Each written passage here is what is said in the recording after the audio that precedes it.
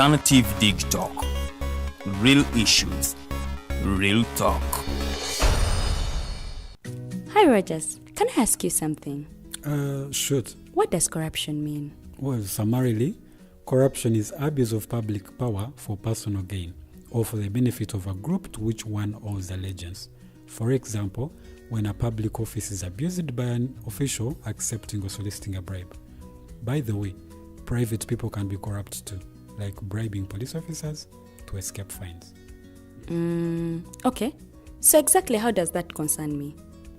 Well, do you pay taxes? I guess, yeah. What does that have to do with this? Everything. Because those taxes you pay are supposed to facilitate services you use, like water, electricity, roads construction, medicines in hospitals, name it. Okay, that is much bigger than I thought. But it can be stopped, right? Well, yes it can, although it may not be as easy as it sounds. And here is the reason why. Corruption roots are grounded in our country's social, political, economic, bureaucratic traditions and policies. So, what has kept it going this long? I mean, why don't we stop it? Well, the main reason why it has been here for so long is because institutions are weak, either as a result of poorly defined ethical standards of public service, weak administrative and financial systems, or ineffective watchdog agencies. What can we do to stop it? At a national level, we must focus on strengthening the independence and effectiveness of public institutions that fight corruption. At a personal level, we must commit to never giving a bribe. I promise I'll never give a bribe. Well, that's a great decision you have made. Me and you now have to spread this message to all our friends. If we all do our part, corruption will be no more. This message is brought to you by Alternative Digitalk.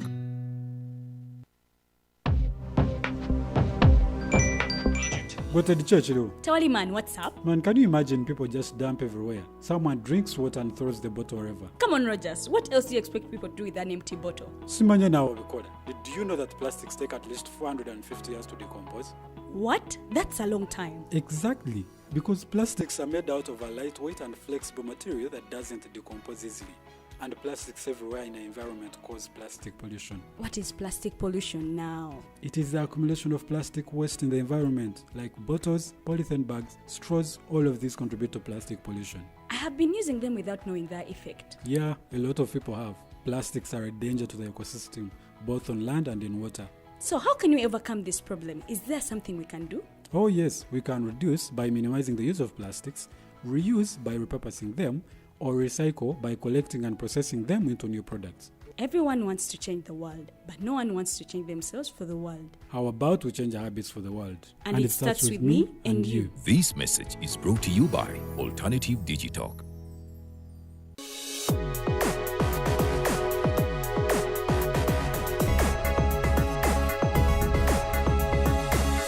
The Alternative Dig Talk. Real issues, real talk.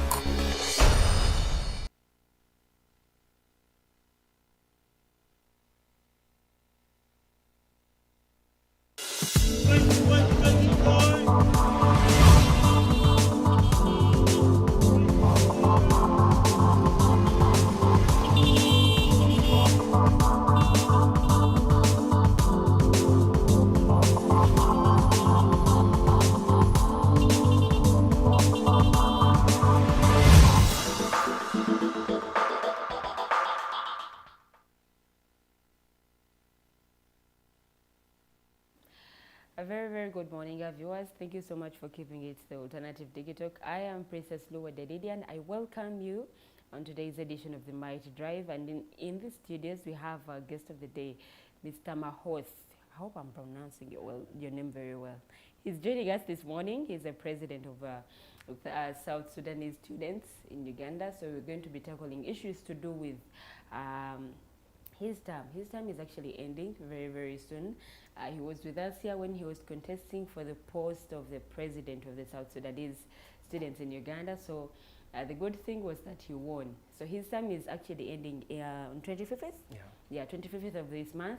So he's going to be telling us about some of the things he has been able to achieve during his term, the challenges as well, and then the issues facing, these South Sudan students are facing in Uganda. We have our brothers and sisters in the refugee camps, and then the ones in the urban centers. So we're going to be talking about all that in today's Mighty Drive. You can just go to our Facebook page, that is Alternative Uganda and Digital TV. You can drop in your comments. I'll be reading them before we come to the end of the show. And then our YouTube channel is the Alternative Uganda. All you have to do, please, and I'm begging you to subscribe on our YouTube channel, but also to like our pages, share these pages to your friends, to your colleagues, to your relatives, so that they get to know this information. I mean, we need all this information. We have to, like South Sudanese students also are enjoying in Uganda. They need this information. They need to know all these things. So we have the leader in the studio today, and he's going to be putting more light on those issues. You're welcome, Mr. Mahoth. Thank you very much, Lillian, once again for hosting me. Thank you for honoring our invitation. It has been a very, very long time. Happy New Year. Let's start from there. Happy New Year. Because we last had you last year. To you, yeah. We last had you last year, Indeed, and you're joining us today. It's morning. my most pleasure to be here once again. Wow, thank you so much. Let's start from your term. When is it ending? You told us it's 1 year. Yeah. According to our constitution and the South Sudane Students Union in Uganda, a leadership tenure is supposed to be 1 year. Okay. And as a law-abiding citizen, I fully respect that. I took oath on the 25th of March last year. Okay. And I'm much prepared to also give the leadership back to its owners. Once or to give it to someone else. You're not coming back? No. For another term? No. I'm not coming back for another term. One, our constitution does not allow. Okay. Number two, finalizing with my studies, just working on my research right now. And I will not be having student status.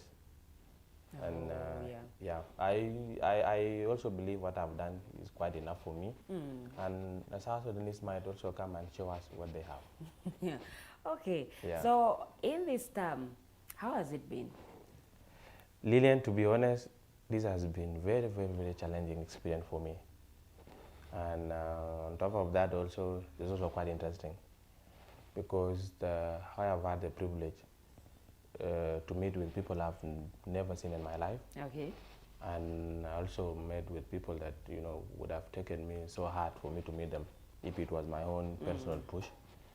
And I've also met with quite a number of like-minded young people that I believe would fight so hard for us to have a future that we all desire.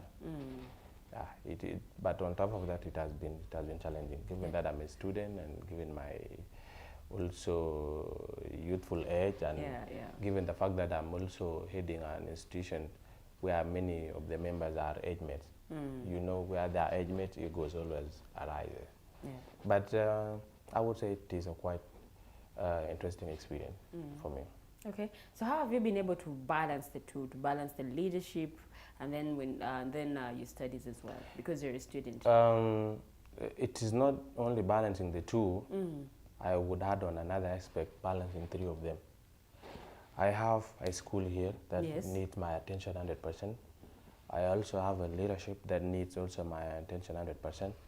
I also have my own personal life. Okay, like I'm exiting school, like also navigating my way through to get a job and also to attend to, to such small assignments. But I think I've got a committed team of executive members that help me in making sure the plan we have in the union are executed as the way they are. I also have, supported guardians at home that make sure at least I don't miss anything in the school and in regards to school fees and other things. And above all, I've had the potential also to have the blessing from the Almighty, because I'm sure without his utmost and unflinching guidance, it would have been very, very difficult for me. But thank God, I'm here right now. Okay, so could you share with us some of the achievements? Yeah, thank you very much, Lillian. what makes me happy this year is that we have set a standard for the union. Okay.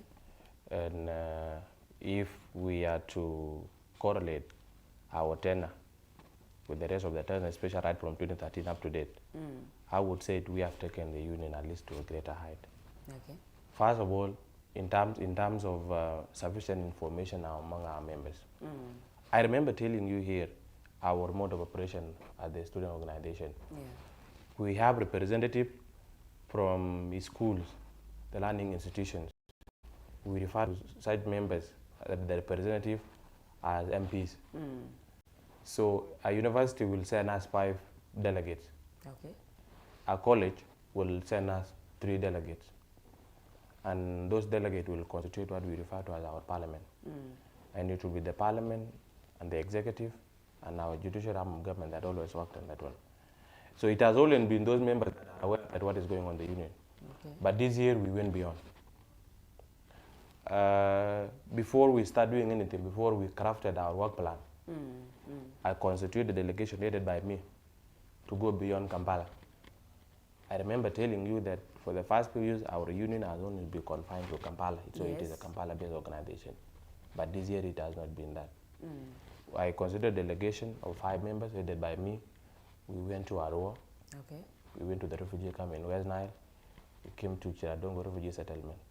Our intention was to make sure we acquaint ourselves with the issues that are facing our South Sudanese at those ends. Yeah. And such problems will be able to inform our working and our operation. We will be working knowing very well that the 1, 2, 3 is affecting our South Sudanese students in Arua and also in Biala. We also, to ease in our operation, once we went to West Nile, we set up a South Sudanese is also a student association at Arua. That is to ease their operation. If there is a problem, we have a coordinator there. That coordinator will share such problem with us in the union, and we will be able to solve such problems. Okay. And another thing as well is that we came up with activities that define the union more than monetary terms. Because what has always been is that when the leadership is installed, they go to Juba, our capital city, double for fun. Lucky enough, if they get funds, people will come back and we divide that money amongst individuals. For us this year, we say our union has to be given broader definition more than that one. Yeah. We had activities. Such activities, recently we conducted an inter-university students debate. That debate brought in 18 different universities across Uganda.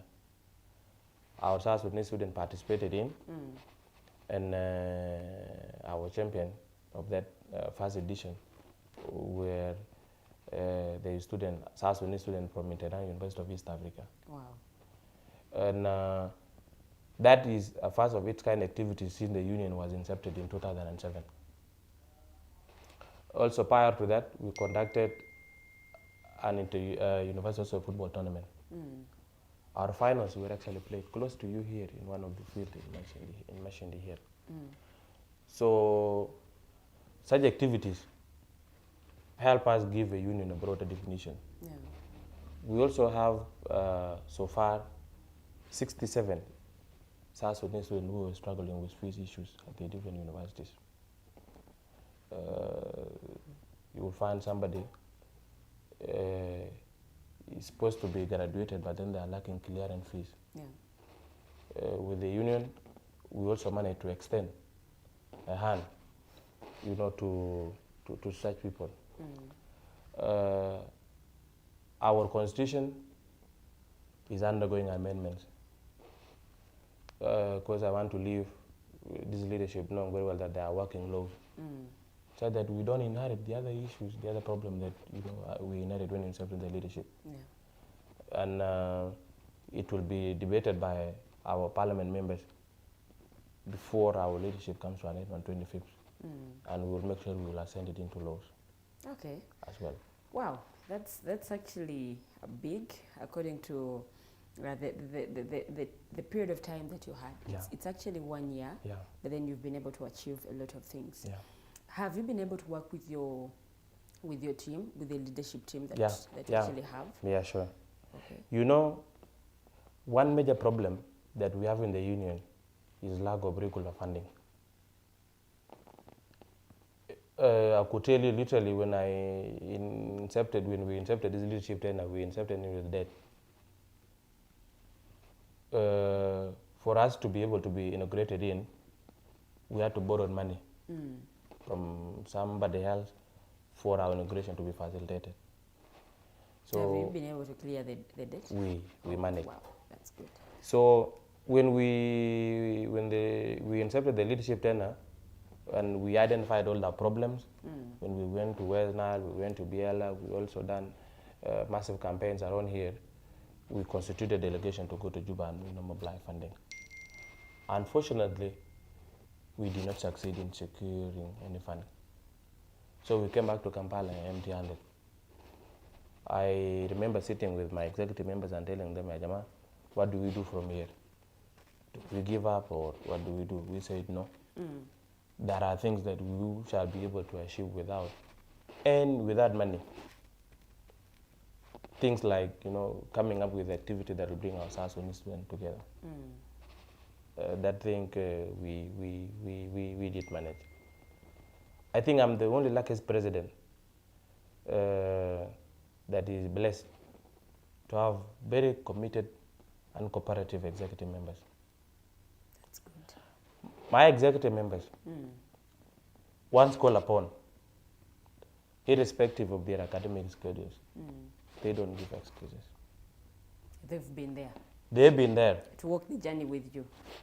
To the fullest. And that is something that I will leave to treasure, by the way. And,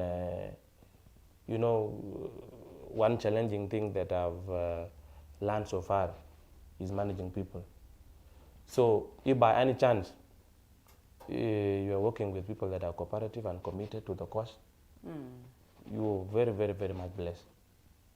Because for the first few years, our union has been given a very negative definition. No. That it is a hunting ground for somebody to go and get something. But completely this year, together with my team, it has not been the case. Any little money that we get from well-wishers, we will always make sure it is channeled to operationalizing our work plan that we had in the union. And that is something that I really appreciate. Okay. Our South Sudane also union leadership for the past few years have also been characterized by chaos and violence. You find executive members fighting among themselves over certain issues. Yeah. And that has always been triggered by corruption. This year, our tenure is corrupt-free, transparent, and we do work in a way that everybody, even the low-ranking executive members, are aware of what we are supposed to do. Even if I'm not there as the president, you will not see any power vacuum. This is because we work as a team. I don't say I'm the president, I have to decide alone. No. Even in small issues, we always sit, come together and see how we can work on those issues. And that is also something I must appreciate. Okay. So how has been the performance of your leadership and the body that you actually work with when it comes to handling these issues? The performance, as far as I'm here, I would give myself and my team a distinction performance. I would not say it 100%, but I would give myself 85. Not a credit. At least you're giving yourself a distinction, an outside there.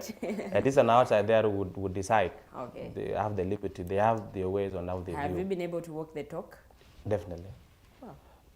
I'm very sure you might be having my manifesto, and all the things that we had in the manifesto. I think we managed 85% of them. And the few things that I did not manage is that I promised for this union to have an office before I leave. Yeah. But that has been very challenging because we lacked funding. Securing a land or even renting an office space is quite hard.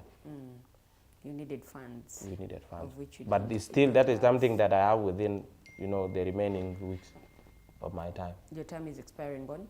25th of March. Of this This very March. So I'm still pushing up to now to make sure at least as South Sudane Students Union we have an office where we'll be working on things. Wow. Now we've been able to hear the achievements. Yes. What are some of the because when you were starting, you said it has been quite challenging. Yes. You actually brought about the challenging issue a lot. Yeah. It has been quite challenging. It has been quite challenging. What are some of the challenges that you've encountered? The first challenge, Lillian, as I mentioned earlier, is the fact that our union lacks source of funding.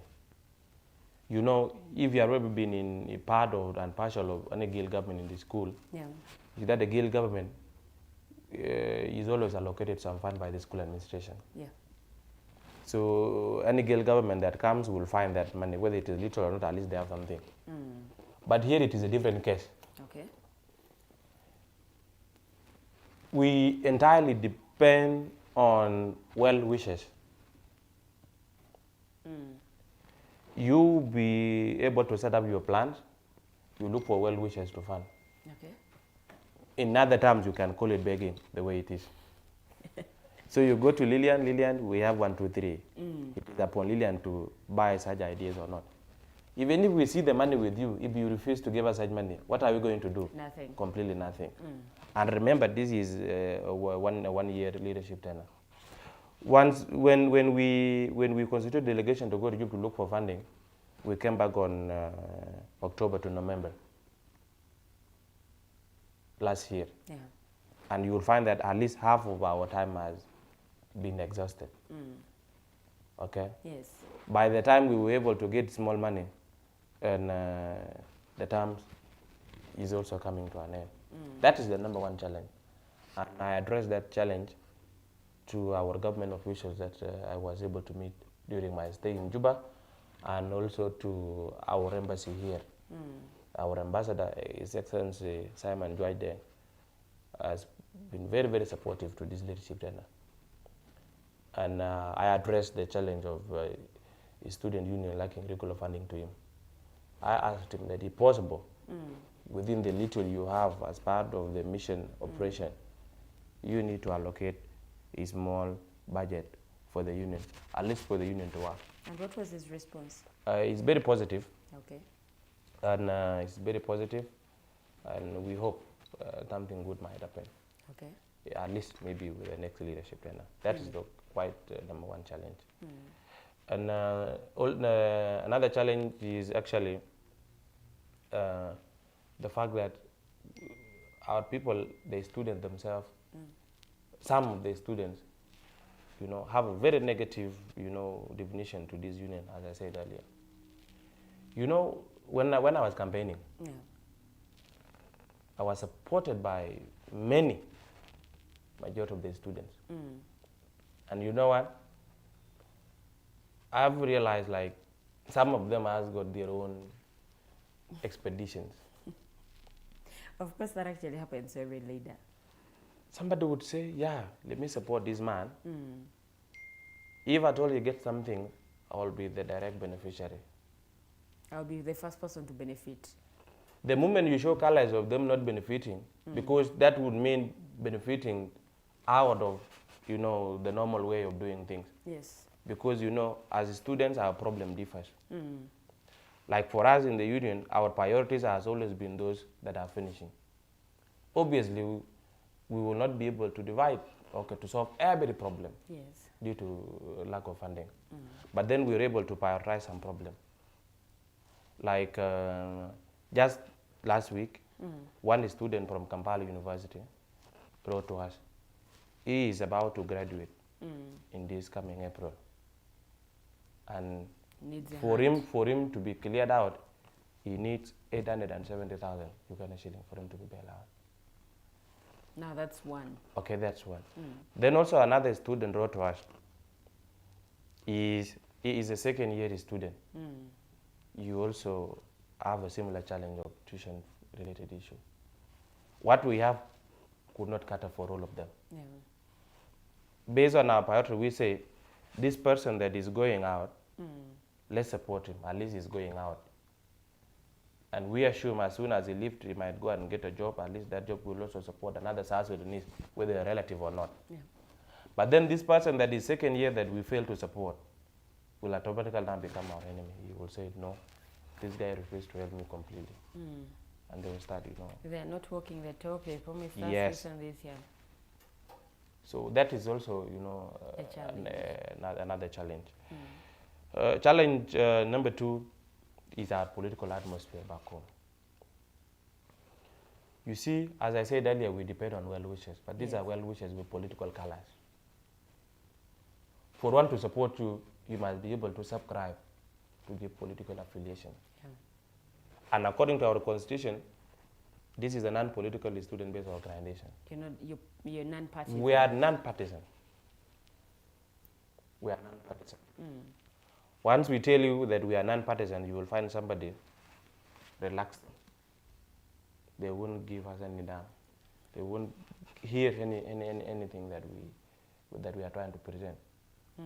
Only some few, nationalists who looked at the broader picture of us being a South Sudanese. That has also been an issue that has been haunting. Because I made it a promise when I was swearing in that I must make sure I'll be presiding over a non-political student-based organization. And I wasn't prepared to breathe that hot, even if it made me doing nothing. So that was also another challenge that haunted our leadership seriously. Okay? Yeah. And that is always, been exaggerated, sometimes by the student themselves. They will tell you, no, the President Mahoth is not from this party, and as such, is like this, is like that. Yeah. Which our country is polarized politically. So that has also been a challenge. But I hope with our stand this year, we have sent signals now to our well wishers and to whoever is willing to come next time. Okay. That we can achieve what we hope to achieve without succumbing to some of these external pressures, such as the political manipulation bit of it. So those has been, the challenge on our part. Yeah. Let's start with this political manipulation. Don't you think it's one of the reasons that is hindering you from getting funding? Because now, if you're not subscribing to this political party or subscribing to this political side, the funding won't be given to you. Obviously, that is true. But then you see, don't you think there is something you need to do to amend that? You see, and there is a distinction here. Me as Mahoth, I have a personal opinion on how politics is going on in South Sudan. In fact, I have a political party. But I don't need to impose my political party onto our South Sudane Students Union, which is supposed to be a non-partisan student organization. Okay? Immediately after me giving the leadership to the next person, you will see me actively doing my party issues because I have an opinion, at least in my age and given my also academic level so far. Okay? Yeah. But then we are not supposed to mix those political sentiment into our student issues. The reason is one, we have a lot of South Sudanese students, and not all of them subscribe to a political party. Others don't subscribe to any. You will find others are not even interested in politics. So should you bring the political party sentiment, then now you are disorganizing the union. We are looking at getting resources to work on issues that are also affecting them in one way or the other. Nelson Mandela once said, and I treasure that statement so much, that a man who can change his principle based on who is dealing with is a man who cannot lead a nation. We have values that we subscribe to in our constitution. One of such values is us being a non-political organization. So why should we say the union is this party, is party X, just because we want your money? To hell with your money, we will be okay with us preserving our values. Okay, let's go into a very short commercial break. When we return, we'll need to, our guest of the day, Mr. Mahoth, is going to address the issue of funding. He has actually brought it up many, many times, that lack of funding is actually affecting the performance of the leadership, of how these things are supposed to be done, of how to address the issues that are affecting or pressing these South Sudanese students here in Uganda. So when we return, there's a lot to talk about. It's still the Mighty Drive. I am Princess Luwede.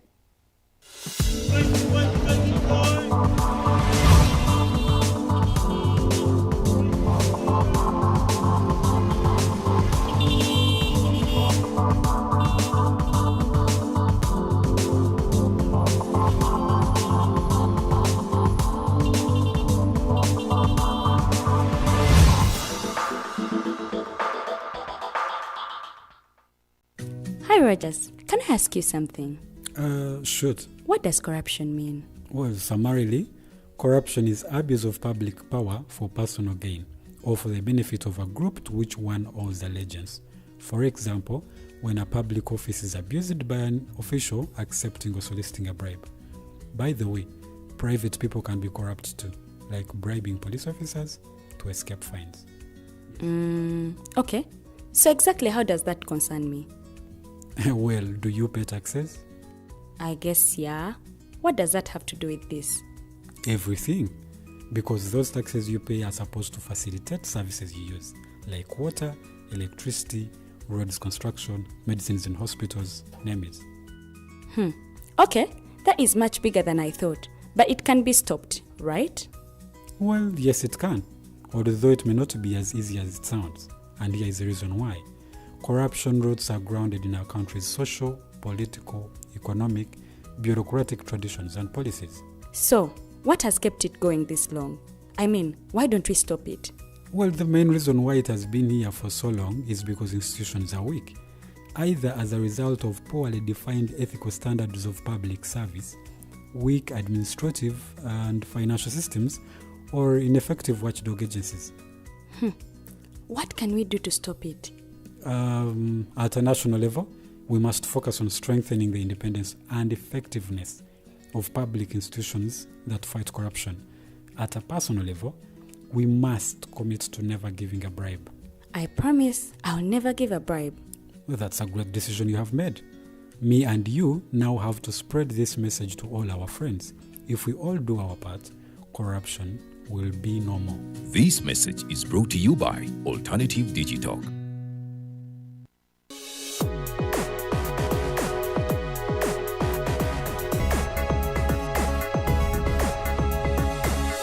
The Alternative Dig Talk.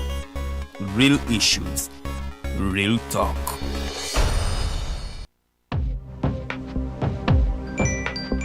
But at the church, though.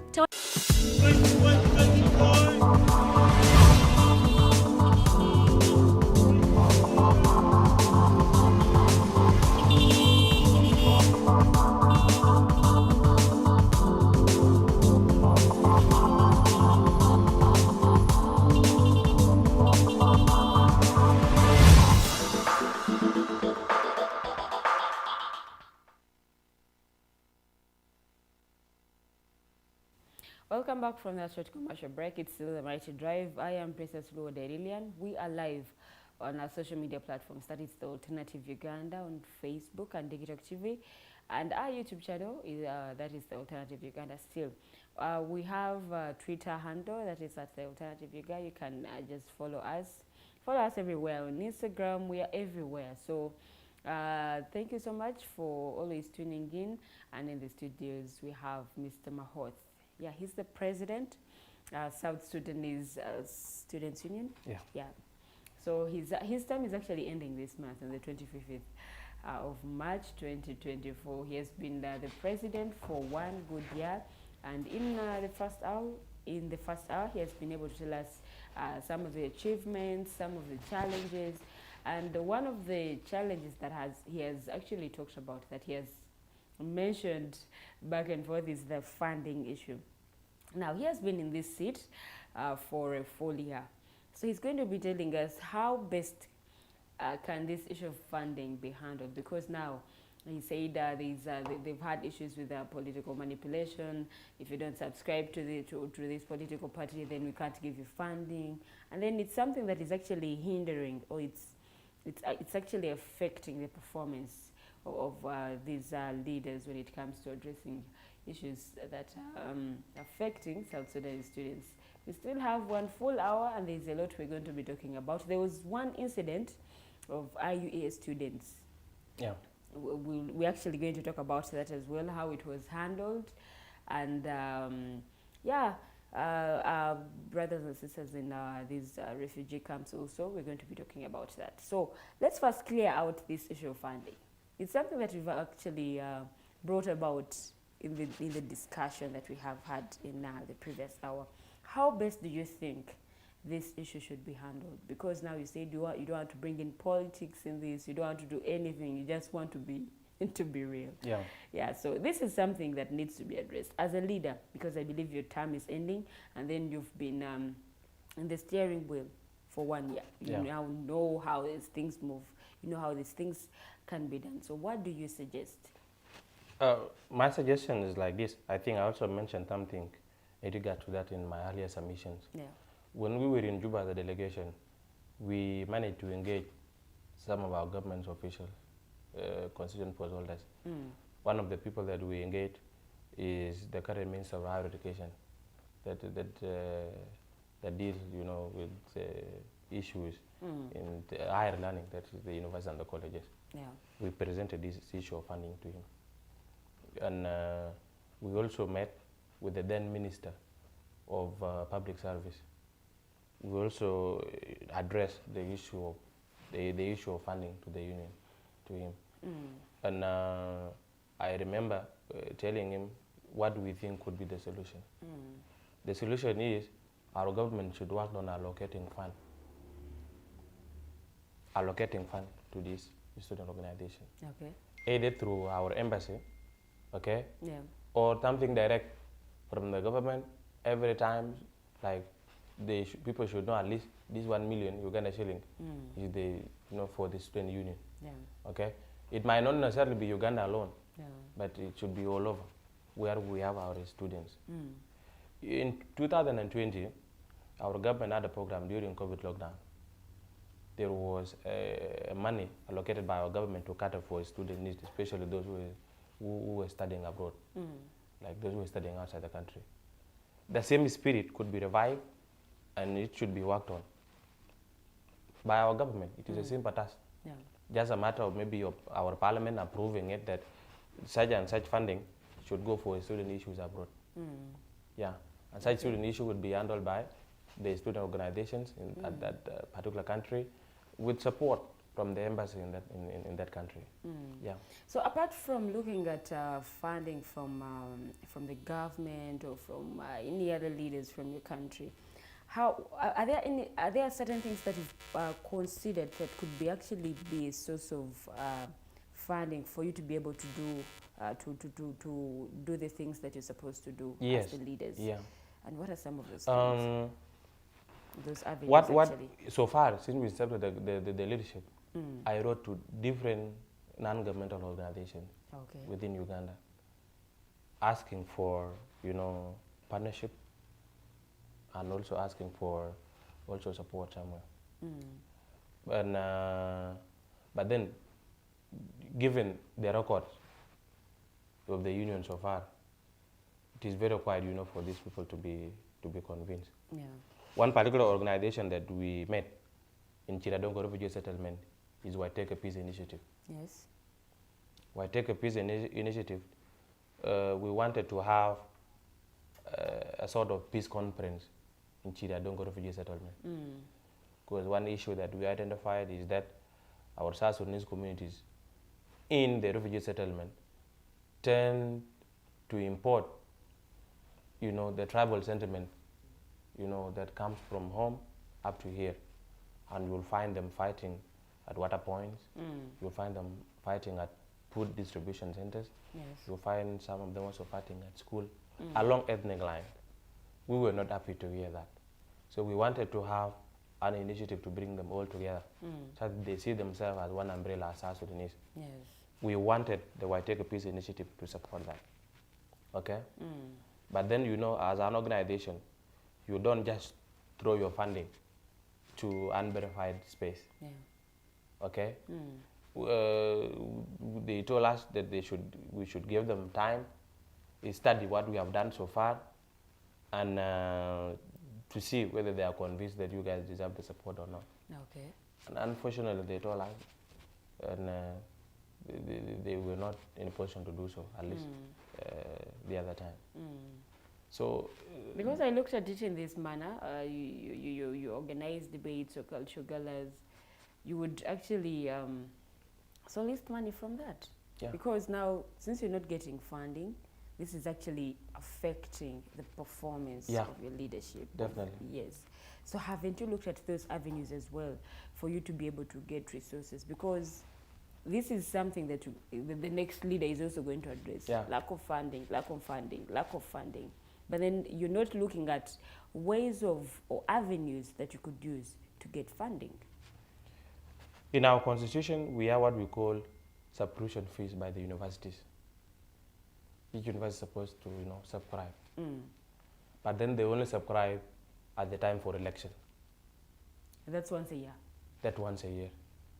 And you will find that that money will be used by the electoral commission to facilitate only election. So by the time the leadership comes in, they're not finding anything. They are not finding anything. They're starting from... Like for my case, I started with the debt, like I mentioned earlier. So you want to also making sure that the first thing you need to do is repay back the debt and also see if there's anything small. Then how you know, because even setting up the office itself is not easy. It's office structures. Yes. Also getting to know what are the issues, first of all, what are the challenges. Because you said you don't have an office? Yeah. Up to now? Up to now. And then these students need to at least go somewhere even when they have issues that are affecting them. But at least with us this year, the embassy has been very supportive.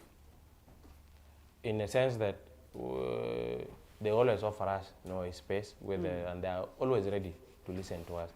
Okay. Like I mentioned, our ambassador, His Excellency Simon Duarte, has been very, very supportive to us. He's, even at night sometime, if I call him, he will pick and he will listen to me. That is something that I really appreciate from him. Okay. Yeah. But to me, I believe the funding issue must be dealt with by our government back home. Because record said from 2007 up to 2013, there has always been a support from the Office of the President. Okay. Through our embassy here, the Department of Education and Cultural Attaché. But right from 2013 up to date, that support has not been there. Why was that support stopped? We haven't got any answer because we tried to reach to the President office, but all our efforts were futile. Okay. But at least our own assumption, we would say maybe it is attributed to the economic crisis at home. Yeah. Okay. Earlier you said during your tenure, you've been able to move around and go to these refugee camps and go to Rwanda and the other place that I'm forgetting. Yeah. What are some of the things? What are some of the findings you got when you reached there, and how have you been able to address those issues? Before that, you see, one thing I did not mention earlier, especially in the part of our achievement, is during our independence celebration. Yes. Like our independence anniversary, we sent, you know, delegations to different schools, not only in Kampala but also outside Kampala, even to secondary school. The purpose was, you know, to sensitize our young people, first of all on, you know, on the union issues. Second of it is also, you know, remind them on how this country came about. That it was through sacrifice, it was through patriotism, and these are the spirit we need for us to be able to push this country forward. Okay. Okay. The challenge, especially with the refugee students, is that there is significant reduction in the humanitarian funding due to wars in Ukraine and the recent Gaza war. So getting a food by these refugees, actual food ration is not there. Yeah. And one person now at the UN, only those that are receiving cash only receive 14,000 Ugandan shilling a month. What can 14,000 do for you? Nothing. In this economy, nothing. That is the number one issue. Number two are also students in the refugee camp also even lack scholastic materials. And on top of that, spaces, classroom spaces. There was one primary school in Chiradongo Refugee Service, it is called Arnold Primary School. It's a refugee school. You will find our fellow young South Sudanese attending lessons through windows because there are no spaces. Others have to share classes. Now let these ones go out and then the other ones So if you come in the morning, lucky enough, you get somewhere to sit, you sit. Come late, you will attend a lesson through a window. That is a challenge throughout, the refugee camps. And also, they also don't access services.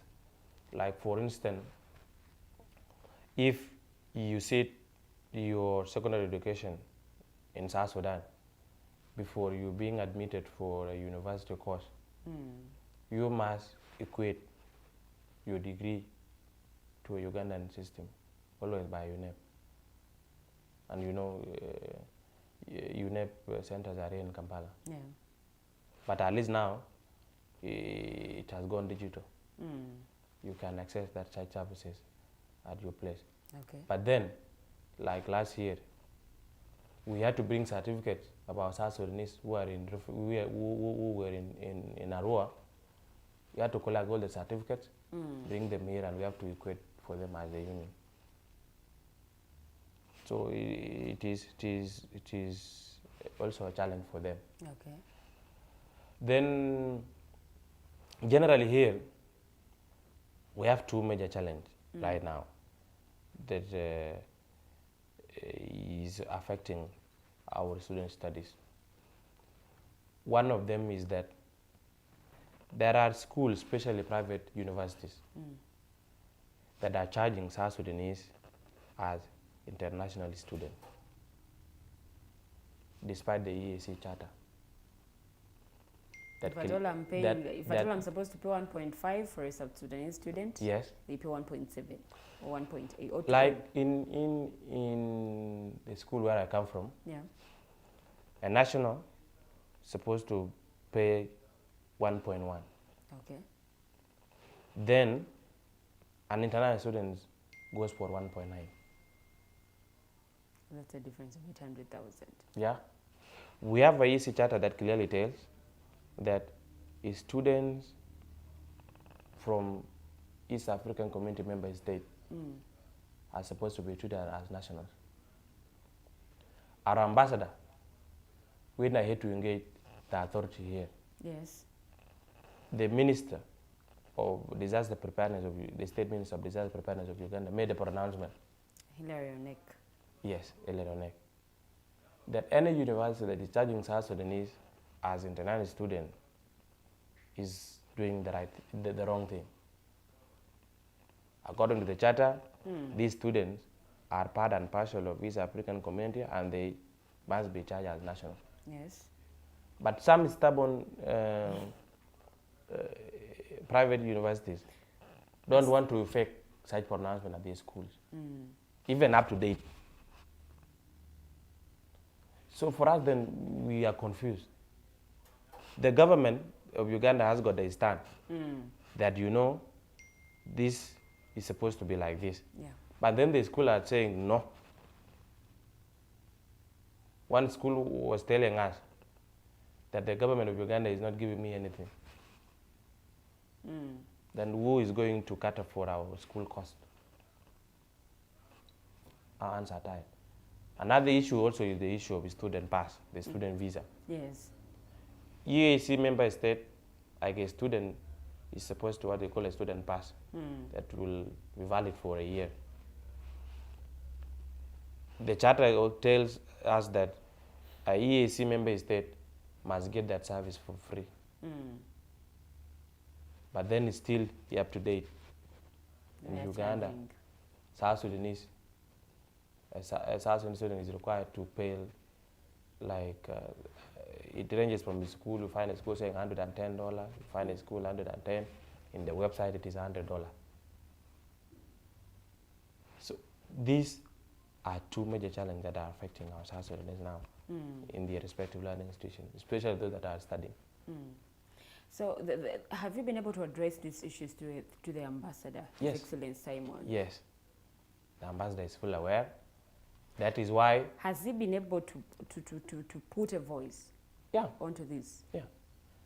That's why I mentioned earlier that Honorable Elari made a pronouncement during our independence anniversary, 9th July last year, that any school that is doing that is getting it wrong. There was an incident at International University of East Africa where South Sudanese students were arrested. What brought about this? This number of, they were not only South Sudanese, there were some Eritreans with them. They went, for sport in a gym place. Yes. At the gym place, the evening, they were exercising. Then the Uganda police with some migration officials and just came in, asked their migration documents. Okay. And when you're just going for a walk around, you don't move with You're just your... going for, like... You don't move with even your... when you're going to the shop. Yes. You just move without anything. Yeah, you don't let move me with just your immigration document. So the student, some of the students who had immigration document told them that some of the documents were at home. But then they couldn't allow these people to go and pick their document home. So by the time these kids were trying to talk to the people at home to send in their immigration documents, they found themselves, being put into a bus and driven to a police station. After that police station, they were also taken to the migration center. Okay. Where they found themselves spending a night. But our migration officials at the embassy, together with our ambassador, engaged the Ugandan authority that these students, some of them has got valid immigration documents.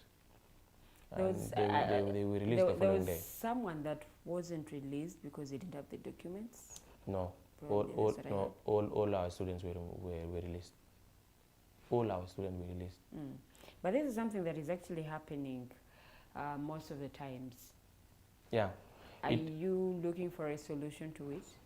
We engaged our ambassador, our embassy here, and we told them, look, if at all there is any change in the policies, the immigration policy of Uganda, please let the government of Uganda come out clearly, tell us that there is 1, 2, 3 as a change. We will be able to advise our citizens accordingly. Yes. Some of us, like myself here, I'm a registered refugee.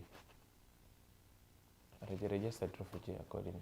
Because this issue of not having documents and all that, it's something that is actually serious and happening most of the time. Yeah, and it is becoming actually too much, especially this year.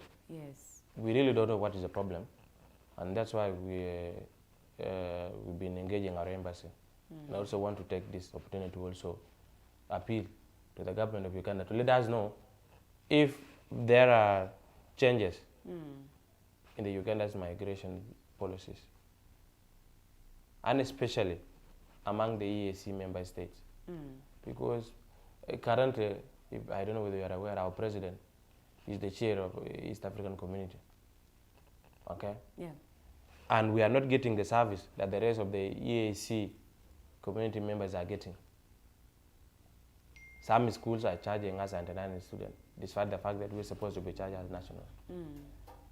So if these privileges that are supposed to be accorded to East African member students are not being accorded to us, then we don't even see the reason as to why we are a member to this bloc. His Excellency said, His Excellency Simon Chieng said, don't abuse the Ugandan hospitality. Don't just take it for granted and all that. Yeah. Have you been able, you as a leader, yes. have you been able to, like when you said you had a tour, went to Arua, went to the settlement camps, have you been able to at least sensitize your other colleagues on yes, such very issues true. and not to fall? Very true. You see, I think I mentioned this in one of our shows, in this particular studio, that Ugandan government and its people have been very good to us as South Sudanese. Right from our liberation days up to date, you know, when we were fighting the then Khartoum regimes, many of our South Sudanese were here refugees. Yes. They've been very, very, very supportive, up to date. But then we have some elements from our side that would want to take advantage of such. Okay. You find somebody coming to Uganda without any proper documentation. They are neither being registered as refugees, nor do they have valid migration documents. If such people are being, you know, caught by the Ugandan government, we don't blame them for that. Okay? We don't blame them. And it has been what we've been doing. We've been telling this people, Jama, if you are a student, please apply for a student pass. If you are a student, apply for a student pass. You'll be able to have a student pass for 1 year. Okay? That's why we were able also to get that there are some schools that are charging people for you to get a student pass that you'll be able to charge and such fees. That has been challenging. So we've been sensitizing our members that you see, Uganda as a country has got its own policies. And we have to abide by we have to adhere to such policies 24/7. I'm also using the opportunity to inform my friend, my colleague, the South Sudanese, that please, you must legalize your stay in Uganda. There is no excuse for that. If you are a student, apply for a student pass. Yes. If you are just a community member coming here for a visit, you must be having legal immigration documents. Such that your stay here would be legal and convenient, because we don't want to interfere with Ugandan ways of living. Okay. It's still the Mighty Drive, 27 minutes past 9 a.m. Please utilize the comment section in case you have any burning questions. I'll be reading them before we come to the end of the show. I want to thank our viewers that are on already.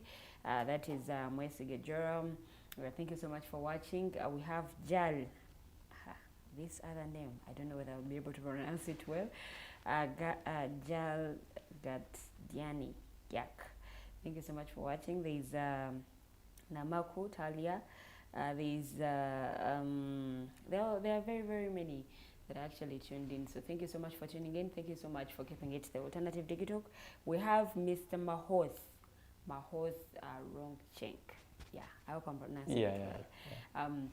He's joining us this morning to discuss issues to do with South Sudane students. He's actually the president of the South Sudane Students Union in Uganda. So he's telling us about his journey that is actually ending on the 25th of March as the president. So he has told us about the achievements, the challenges, and of course some of the solutions to these challenges. But since you're handing in a few days from now, are you going to be able to work hand in hand with the next leadership that is actually coming? Because the issues that you've actually talked about, some of them can't be handled by you. They need the intervention of the leaders, the ambassador in Uganda, the ambassador to Uganda, that's the South Sudanese ambassador, and then the leaders from your country.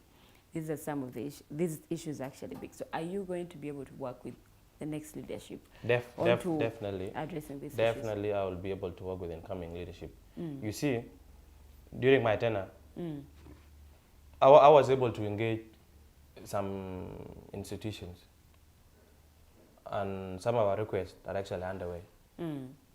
So if I just exit, I go and sleep, it will be hard for the incoming leadership to trace where we stop. So I will be able to work hand in hand with them to make sure at least we will tell them, we made sure and so, this is what we agreed, and you people should take it up from here. Okay? Yeah. At least they don't come and charge that they don't come and start it afresh. That's why I promised you earlier that our constitution is undergoing amendments. Before we step down, we will convene a council meeting for it to be debated by our council members, and if approved, we will ascend it into law. The incoming leadership will not have difficulties now in having, stable laws that are governing that governs our student organization. So I'll be able to work hand in hand with the incoming leadership, and above all, the incoming leadership also might work hand in hand with the embassy. That is when they will be able to execute the roles very well. Yeah. What are some of those things that you believe that the embassy needs to do to make work easy for you as the South Sudanese students leaders? 2. 1, the embassy must support our calls for having a regular source of funding for the union, either through them or any possible means. Yeah. Number 2, we want the embassy to accord to us office space for a union. Sometimes you find us meeting around schools. Okay. One school that has been very supportive this year is the International University of East Africa. Anytime we have a function, an activity, a meeting, they always give us this space for free of charge. Okay? But if we have our office, it will be easier for us even to solve these small administrative challenges that always affect. Okay. So if the embassy can do this too, I'm sure the union will be good to go. And the spirit that has been exhibited by the current ambassador is very commendable, very supportive, always reliable. Once we call, he's ready always to support our calls. Okay. That is something that I encourage the ambassador to keep up, not only in my tenure, but also in whoever will come. As a leader, we believe every leader has strengths and weaknesses. What has been your strength? I think my strength is I've been very passionate and committed to the cause. I'm a young person, and I believe where I came from in terms of leadership experience is much smaller compared to where I'm going. Okay. And I believe in at least for me to be able to have a successful leadership future, I need to be, a reference for positive things. Okay. And that has actually been one of the things that has been guiding me to move on, irrespective of the challenges here. I'm also a good team player, and with good team spirit, I believe in people coming together, execute one thing. Okay. And I know, without any doubt, once 2 or 3 minds are put together, there is no doubt that that particular thing will be achieved. And what was your weakness? You see, I think one weakness of mine so far is phone communication. I think that has been very, very, very challenging for me. Okay. I don't find it easily to pick phone and offer calls sometimes. And yeah, that has been very quite challenging on my part. Yeah. Okay, let me just go through the comments, some of the comments we have here, and Gatlua Yeliam, watching live stream from FGS headquarters, Jebel Souk. Thank you so much for watching. Kangaj Chol Kit Gadin says, I'm watching live here at the territory of Twagani. Chief, continue with that spirit, man. Mr. Mahoth And he says Mahoth is the only president of the South Sudanese Students Union in Uganda who has shown great love to the entire students. Thank you so much for watching. This is a great conversation, Mr. President of South Sudane Students Union in Uganda. That is Gadet Luwal. Thank you so much for watching. Mwesige Joram says, if in free market the school owner knows how much to charge, they tend to employ price discrimination to maximize profit. Yeah. That's true? I agree. That's why I told you earlier that one school management told us that the Ugandan government is not giving us anything. If at all they want us to reduce the fees for South Sudanese from this amount to this amount, then we will cover for that cost. Is the Ugandan government to cover for that? We were not ready to answer that because we are not Ugandan government. I was in a school where we had South Sudanese students, and their pay was actually different from ours. Yeah. It was a government school. We used to pay 45,000 for the scholars, and then for boarding students it was 200,000 if I'm not mistaken. But then for South Sudan students, they would pay 500,000. That the other money would cater for damages. You see, where we base our argument is based on the EAC Community Charter. Okay? Yes. And the charter tells, like I mentioned earlier, that students from EAC community member states are supposed to be treated equally. At least, and we are saying that treatment should also be applied to the education sector. And likewise, it is done to the trade. We're in a free market economy here in Uganda. That's the truth. It's different. That's the truth. Now our issue here is, our appeal is, let the Ugandan government engage with this business school. And to be honest, there are some business schools that affected and observed the EAC community charter. At that school, we have Kampala University here, original. Yes. They charge equally. We have Victoria University. They charge equally. Add that to the school like Makerere, Chambogo, and the rest of the public schools. We've had actually that issue in Parliament just of recent, where MPs were like, something needs to be done. We need new laws onto this issue of high school fees and tuition and all that. But then the minister said, we don't have laws. We actually can't come up with laws to curb this issue down. So, but you see, Lillian, the paradox is here. As a region, our leaders are working very hard for us to have, a strong, cohesive community, region federation. And the East African community issue is actually being championed by the president of this very country. Now, we find it puzzling that the same charter that we're supposed to observe, that are championed by the president of this country, are not being respected by some of the members of this country. Okay? Yeah. We just want to have a unified stand. We are saying, let the government of Uganda engage some of these institutions. Okay. Then they come in with one voice. If they resolve that, let this South Sudanese pay, we will be okay with it. We shall know the EAC is just political campaign, just rhetoric. It's not for its purpose that it is in the papers. We will be able to know that. Okay. Okay? Yes. The problem is in differences of the stand. The government is saying this, the businessmen are saying that, and then the EAC charter is saying one thing. Okay. That's why we are getting confused. Because you know how we feel about it. We feel like these people maybe thought we are ignorant, that we are not aware of such existence of pronouncement in the EAC charter. Maybe somebody is trying to take advantage of what he or she might presume as ignorance, which is not the case. Okay, he also continues to say they should also talk about a table secure South Sudan. He says they should also talk about a table secure South Sudan. They should not only fight for entitlements, but for stable secure South Sudan. That is his comment. And then he says, that is Meske Joram says, We need to fight for visa-free Africa.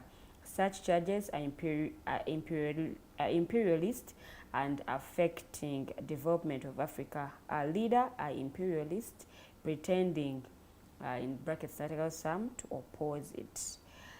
Anything to say about these comments before we continue? I think he made a very, very bitter, a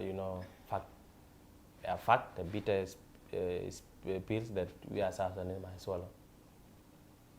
That we need to have our country stable. Because if our country is stable, we will not be having refugees that are having challenges. And do not be having such issues. Yeah, but then, as we're speaking right now, our country is stable and peaceful. I know there are isolated cases, and transitioning from war to a peaceful settlement is not an event. The very example we can take is that of Uganda. I remember our ambassador was hosted by NBS, and if I can borrow his statement, is that our country right now is very peaceful and stable. Okay? In fact, there are current debates ongoing in our country for us to be able to have elections on this very year. Okay. So, our government, our embassy here, has been, inviting investors from Uganda to also go and invest in South Sudan. Okay. Now we've gone back to our topical discussion. Do you believe you as the leaders of the South Sudan students are able to handle or work on issues that are actually affecting our brothers and sisters? You as the student leaders, are you able to handle or work on these issues that are actually affecting these our brothers and sisters? Yeah. One thing that I have realized, especially in my opinion in this 1 year leadership tenure, is that South Sudanese love one another. And one thing that we completely eliminated this year is the issue of tribalism. This thing we eliminated in our tenure is not there. Even the tenure that I followed never had issues of tribal issues. Yeah. Much as they had leadership wrangles, but at least the leadership wrangles were not based on tribe. That's something we appreciate them for that. Yeah. We worked on that very foundation to make sure this issue of tribes is being eliminated. Our South Sudanese are capable of solving their own problems themselves. That's good. Very capable of that. And then there are those challenges that you've actually not told us. The challenges that you found out that these South Sudanese students are facing. What are some of those? I think I talked of those earlier in my earlier submissions. The challenges that there are those that we face at the institutions. Because we have those that are in the urban centers. Their challenges are different from those in the those, like I mentioned, those in the urban centers. One particular problem, persistent one, that has been haunting them, is those that are in the urban settlement are always being caught up by the police, asked whether they have valid travel document or not. And you see, another issue is also one problem that we've been facing recently is we had quite a number of cases.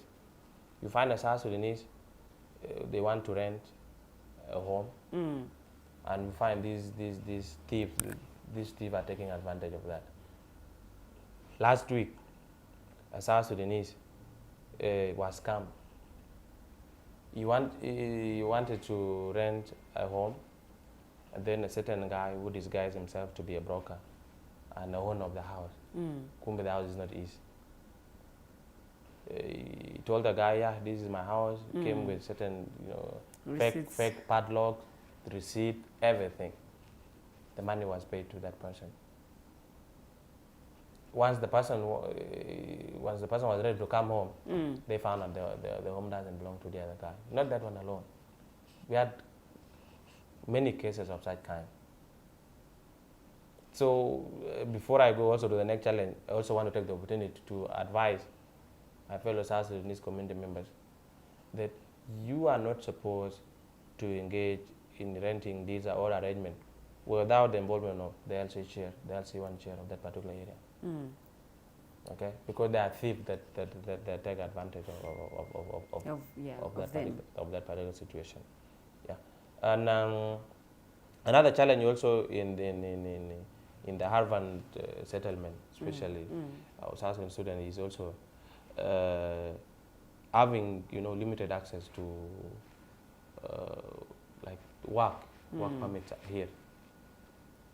For you to be able to be licensed for work here, there are a lot of costs that is associated with that.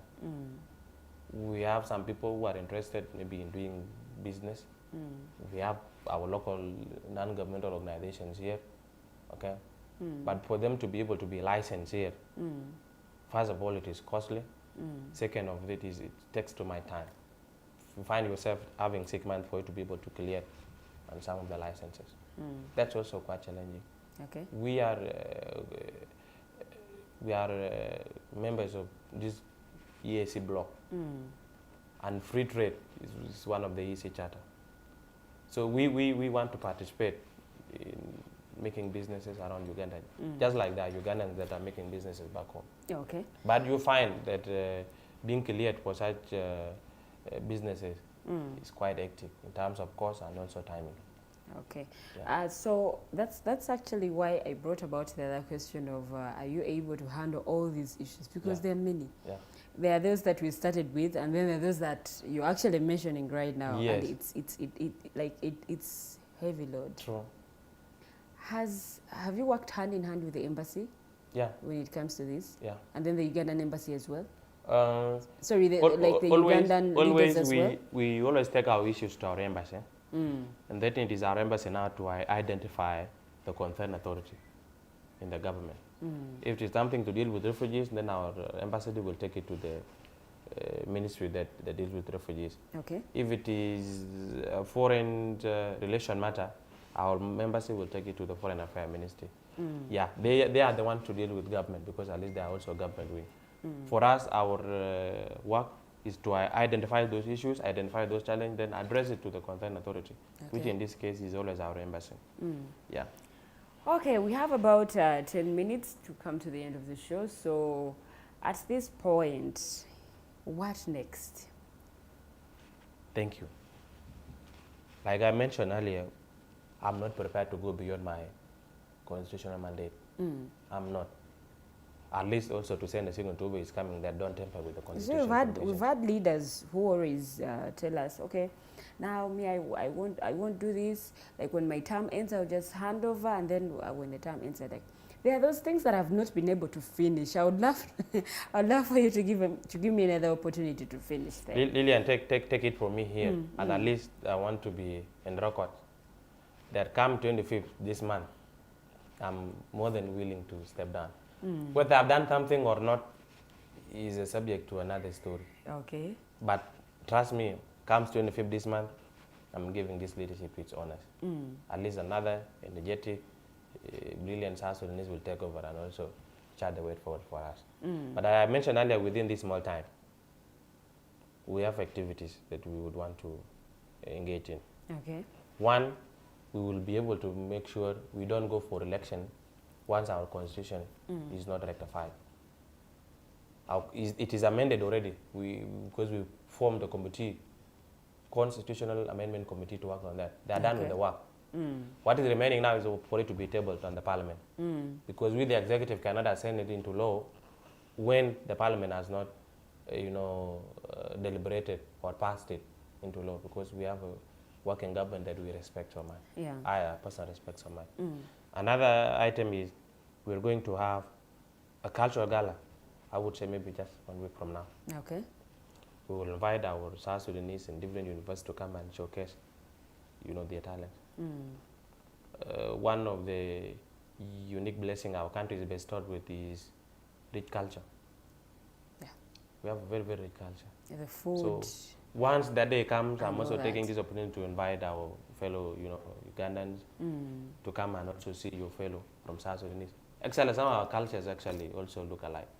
Like we have Acholi from Uganda, we also have Acholi from South Sudan. Wow. It is the same dance. The same dance. So you also come and see, because Acholis are believed to have come from that side of South Sudan. So I would also request them to go and see how the grandfathers are now dancing. Have they spiced up the dance since they come this side, or it is the same thing? Yeah. Okay? Yeah. Yeah. And we're also working to have an annual dinner where I will come and say a word of thank you to all the students for giving me the opportunity. That is all happening before my term before your term ends. Yeah. On 25th this month, Yes. you will see me. If I don't come here, at least I'll text you. I'll tell you, Lillian, you know what? I have an electoral commission in place that will oversee the transition. If there's anything that I will do, at least it will be just me being the transition process, but not something to do with me being the incumbent or me trying to push my term forward. I won't do that. Okay. Are you campaigning for any other person? Come on. Give a hand. I mean, No, you've been in it's this. true. I'm a human being. Yes. Human being are bound to opinions. Yeah. Okay. I've not heard of people campaigning because I think they are not bringing such issues to me because they felt maybe I will feel being tampered with. But ideally, if two people come, you will always have a choice. Okay, but I will not be in a position to manipulate the election process. I can't do that. The election must be. It was actually hot last year. Very hot. Very, very hot. And this time round, and things seem to be calm. I pray, and this is what I'm also proud of. I pray that what happens to me shouldn't happen to anybody. It was hell. We campaigned for 4 months. Imagine the student campaigning for 4 months. And you know what campaign means? Yes. In economic terms, it is how do you call this? Spending. Spending. Did it by any chance affect your performance when it comes to studies? Did it at any chance affect your performance? It almost. It almost. But then you wanted it. It You almost pushed for it. 4-month campaigning. Yes. Campaign means you meeting people, always on calls.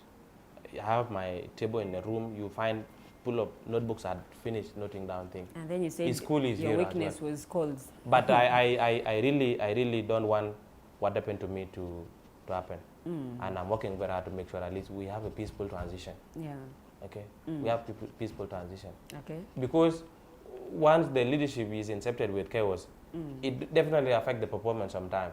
Because you'll find yourself wasting time in solving petty issues instead of you focusing on what do you think is your manifesto. Okay? Yeah. Whether they will compete in 10s or in 100, I will not be in position, try to manipulate or push whoever I might be interested in. That one won't happen. We will have an independent, transparent electoral process. Okay. So your closing remarks, one to your fellow students. Yes.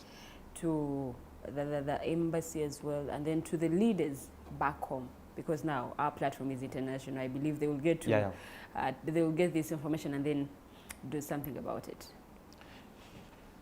First of all, those who supported me financial-wise. I was supported by only 3 people. Only 3.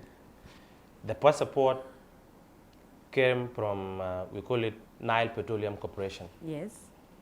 It is our national oil company that it's a government owned oil company that deals, in things to do with oil and gas sector.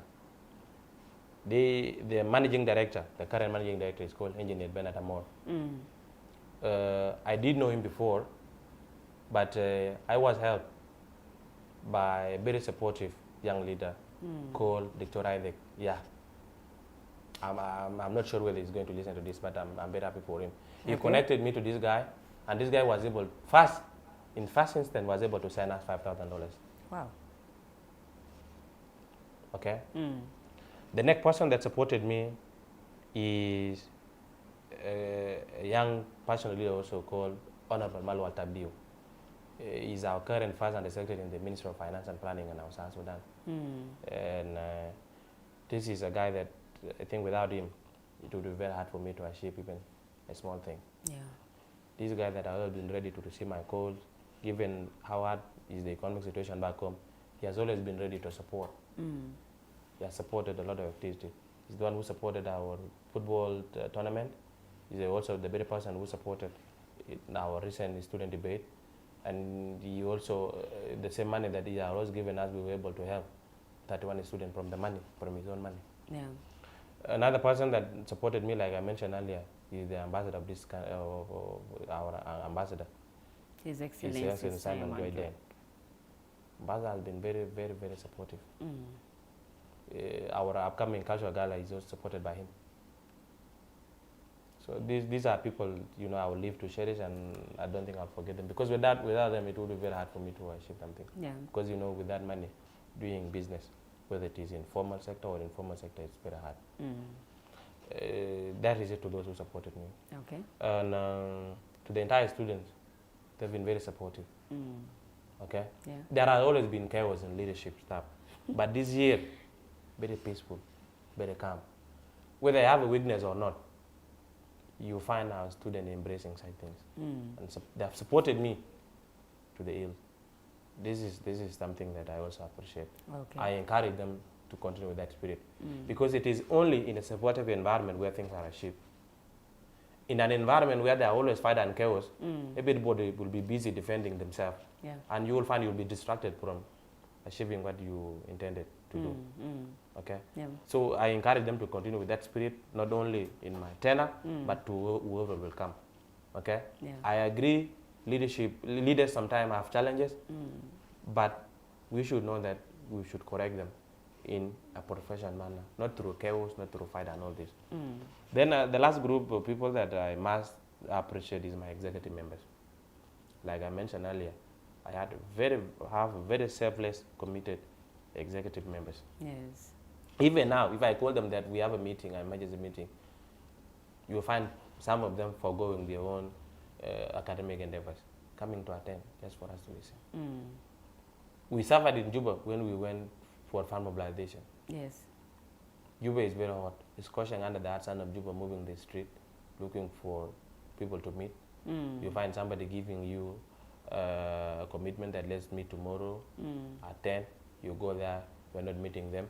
You come back to where you're staying, footing, and sometimes empty stomach. Yeah. If it wasn't because of their perseverance, it would have been very hard for me to achieve the literary code. So, and finally to you guys from the digital, you have given me a space to explain some of my things. I remember telling you that this is a very commendable spirit that I believe should not only be accorded to me, but to all the young people who have leadership aspiration, and even those that are doing their businesses. Giving somebody his face to voice their concerns is very important. Yeah. It's very important. So these are the things I would love to put forth, and I'm really grateful. Okay. Your closing remarks as we come to the end of the show. My closing remark to my South Sudane students is, as I always tell them wherever we meet, we have a country that was birthed through sacrifices. Yes. Our foremothers, our forefathers went to the bush, picked up arms against the then oppressive government of the Sudan for us to have our own independent country. That country is there right now. We are called South Sudanese wherever we go. But then taking it forward need us, the young generation. Yes. We don't need to go to bush for us to pick guns, for us to effect things that we desire. I don't. But then we need to do small things in our own different capacities. Do them in a way that you want our government back home to do. One, in our small government, in our small student organization, respect rule of law and order. Yeah. Don't say since this is a student organization, you will be able to manipulate your way through the constitution. Not allowed. Denounce tribalism wherever you are. If you find yourself a student leader, help those who deserve, not those that you think come from your tribe. Yeah. And above all, we have to support ourselves. Okay. One word for the next leader? for the next president? I will tell them it is not easy. that is an honest submission. It's not easy, but it is worth it. Yeah. It also comes with personal privileges. One of them is connection. I'll be going back home and I know I'll be meeting some people that will welcome me because they know I've been a student leader in Uganda. Okay. Thank you so much, Mr. Mahoth. Thank you for honoring our invitation and thank you for keeping it time. Thank you so much, Lillian, for hosting me and the entire digital family for giving me always the opportunity. You're welcome. We actually got a chance to host you when you were contesting, and then we had you after you won the elections. Now we are having you when your tenure is ending. I believe you've been able to walk the talk, like you told us in your manifesto earlier last year. So I want to thank you for being able to walk the talk according to your submissions today. So I also want to thank our viewers who have been able to comment to keep it the alternative TikTok. Thank you so much. Thank you. Namaku Talia. Yeah, thank you so much for watching. Jal, Dale, yeah, Lual, yeah. Thank you so much. Hope I'm pronouncing your names very well. I don't want you guys to come for me saying that, oh, you mispronounced my name. So thank you so much for watching. Thank you so much, viewers, for always working with us. Mercy Gejoram. Thank you so much. And to the entire crew that I've worked with on camera, Mr. Besije, and then in the control room we have Mr. Jeremiah Michivi, and also Mr. Mukasano Anthony. Thank you so much for the good job that you've actually done today's morning. I am Princess Luwede Lydian. Have yourselves a wonderful day.